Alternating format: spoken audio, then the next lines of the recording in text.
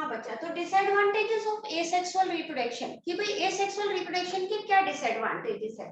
तो सबसे first disadvantage ये है बेटा कि एसेक्सुअल रिप्रोडक्शन में कि कोई वेरिएशन नहीं होता। मैंने आपको बताया था इनमें कोई वेरिएशन नहीं होता, they are just clone to their parent, वो अपने पेरेंट्स के बिल्कुल क्लोन होते हैं। जब वेरिएशन नहीं आता है तो उसकी वजह से अडेप्टेशन नहीं हो पाता। उसकी वजह से क्या नहीं हो पाता बच्चे, अडेप्टेशन नहीं हो पाता। और जब तक अडेप्टेशन नहीं होता तब तक इवोल्यूशन नहीं होता। ये एनसीईआरटी में सॉरी एनसीईआरटी नहीं, ये एनटीएससी में क्वेश्चन आया था आज से कुछ 4 साल पहले। 4 साल पहले, इसीलिए मैं आपको बता रही हूँ। पहले मैं बच्चों को ये बताती थी कि variation is responsible for evolution, ठीक है। अब उसमें क्वेश्चन क्या आया वो ध्यान से सुनना बच्चा। उसमें क्वेश्चन आया कि वेरिएशन इज रिस्पॉन्सिबल फॉर, उसमें फर्स्ट पॉइंट था इवोल्यूशन, ये फर्स्ट ऑप्शन। सेकंड ऑप्शन था अडेप्टेशन। थर्ड था बोथ बोथ नहीं नन, एक था नन ऑफ देम और एक और कोई ऑप्शन था। तो बच्चे, क्योंकि मैंने जब इतनी बार पढ़ाया है तो बच्चे नेचुरली क्या करके आएंगे कि भाई मैंने कहा कि वेरिएशन, में हरदम यही कहती थी variation is the fountain head of evolution, कि वेरिएशन जो है वो इवोल्यूशन को लीड करता है। तो बच्चे सब इवोल्यूशन लिख के आ गए बेटा, लेकिन वो क्वेश्चन रॉन्ग हो गया। वो क्वेश्चन रॉन्ग हो गया, क्यों रॉन्ग हो गया बच्चा?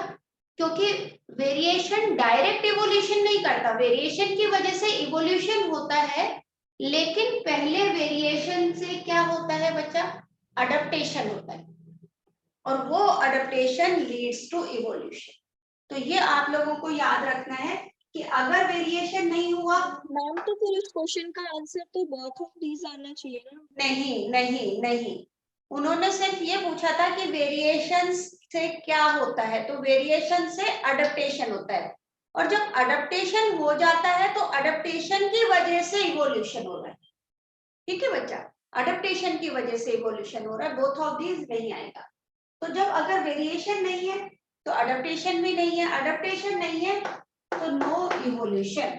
तो इसका मतलब ये हुआ कि अगर एसेक्सुअल रिप्रोडक्शन हो रहा है तो उसमें वेरिएशंस अराइज नहीं होते, जिसकी वजह से एनिमल जो है वो क्लोन होते हैं and they are not able to adapt according to the changing environment, ठीक है। तो ये इसका डिसएडवांटेज आ जाता है किसके अंदर बच्चा, एसेक्सुअल रिप्रोडक्शन, ठीक है भाई।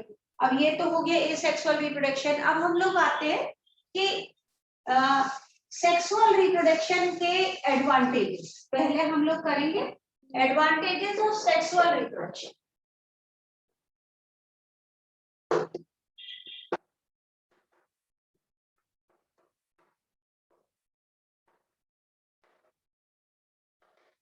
आ गए बेटा आप,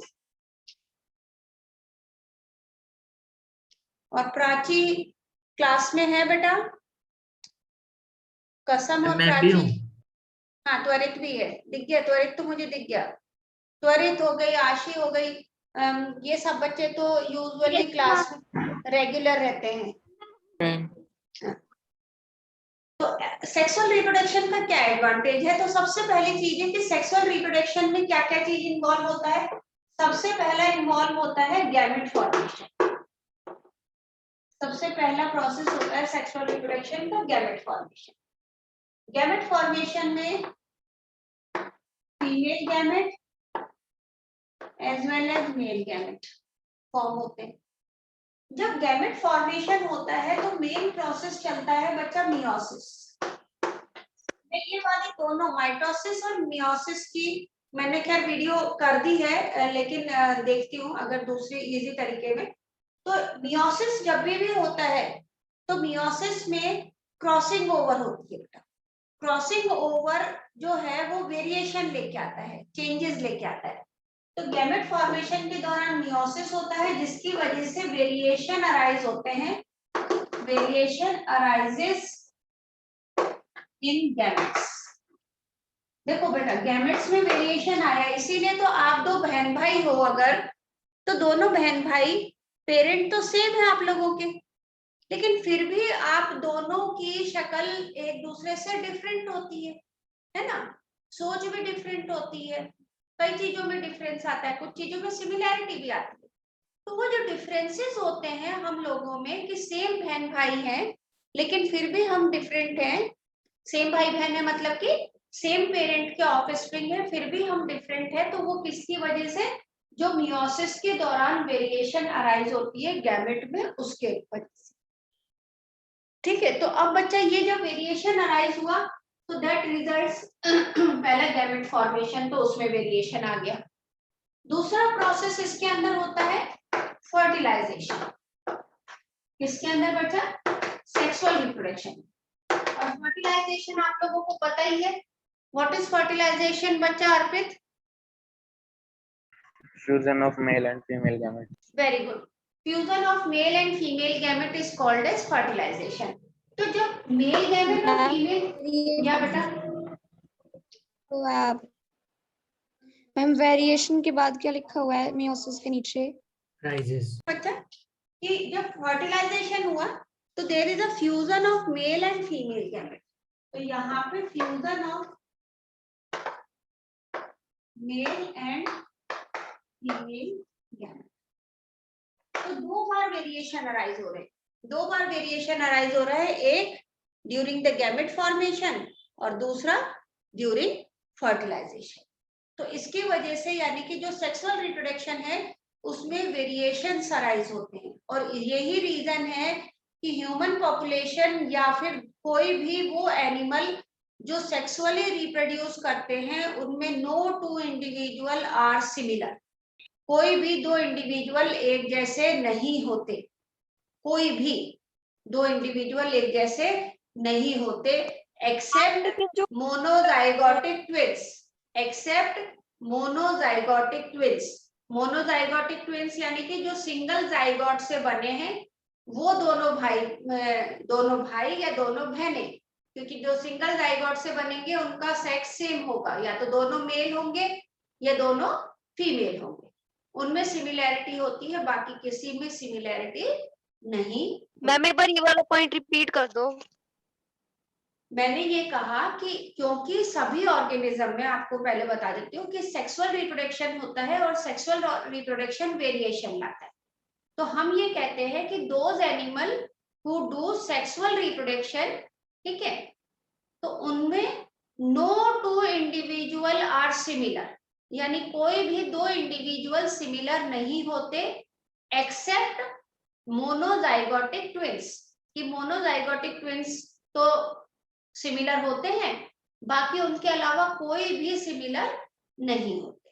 तो ये हो जाता है बच्चा, दिस इज द रीजन कि भाई सेक्सुअल रिप्रोडक्शन में वेरिएशन आते हैं। और आपको पता ही है, अभी अभी मैंने बताया है कि वेरिएशन भविष्य क्या लेके आते हैं, क्या मैम? वेरिएशन से क्या फॉर्म क्या बनता है, क्या होता है वेरिएशन से, what is the advantage of variation? Evolution में चेंज आते हैं, इवोल्यूशन में environment नहीं के साथ। चेंज आता बच्चा, अडेप्टेशन होता है, और अडेप्टेशन की वजह से इवोल्यूशन होता है। तो पहले मैंने आपको फिर बताया था कि अगर वेरिएशन के बारे में पूछा जाए तो आपको बताना है कि उसकी वजह से अडेप्टेशन होता है, ठीक है। अच्छा, ये तो हो गया बच्चा कि सेक्सुअल रिप्रोडक्शन ब्रिंग्स वेरिएशन, और variation brings, excuse me ma'am. हाँ बेटा, मैम अभी आपने कहा कि कोई भी दो पर्सन सिमिलर नहीं होते एक्सेप्ट ट्विंस, लेकिन मैम तब हम बहुत बार देखते हैं, तो मैम जैसे कि मैम किसी को देखा और मैम दूसरे पर्सन को देखा, मैम बहुत बार सिमिलर पर्सन्स भी मिलते। लोअर ऑर्गेनिज्म जो है they do sexual reproduction only on the onset of unfavourable condition. ध्यान से सुनना मैं क्या बोल रही हूँ, lower organism do sexual reproduction only on the onset of unfavorable condition. क्या मीनिंग हो कि usually sexual reproduction higher organism तो तब करते हैं जब फेवरेबल कंडीशन, ये उल्टा है बच्चा, ध्यान से सुनना कि हायर ऑर्गेनिज्म तो सेक्सुअल रिप्रोडक्शन फेवरेबल कंडीशन में करते हैं, लेकिन लोअर ऑर्गेनिज्म सेक्सुअल रिप्रोडक्शन केवल कब करते हैं? On the onset. ऑनसेट का मतलब होता है बिगिनिंग होने वाली हो। अगर अनफेवरेबल कंडीशंस आने वाली होती है तो आने से जस्ट पहले लोअर ऑर्गेनिज्म सेक्सुअल रिप्रोडक्शन कर देते हैं। तो ये भी इसका एडवांटेज है। तो बोलो इसका एडवांटेज क्या हुआ? इसका एडवांटेज ये हुआ कि जब वो रिपीट कर दो।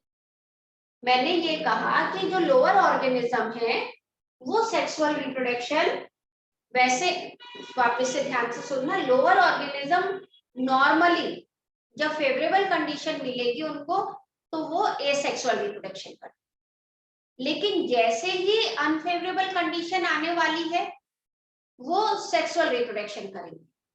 जैसे अभी मैं पढ़ाऊंगी आप लोगों को अमीबा जो है वो बाइनरी फिशन से डिवाइड करता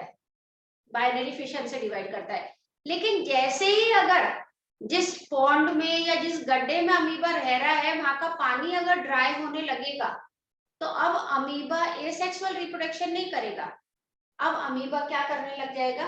सेक्सुअल रिप्रोडक्शन करने लग जाएगा। क्यों? क्योंकि वो जब जाइगोट बनाएगा तो उस जाइगोट के अराउंड एक थिक वॉल बन जाती है जो उसको अनफेवरेबल कंडीशन से प्रोटेक्ट करती है।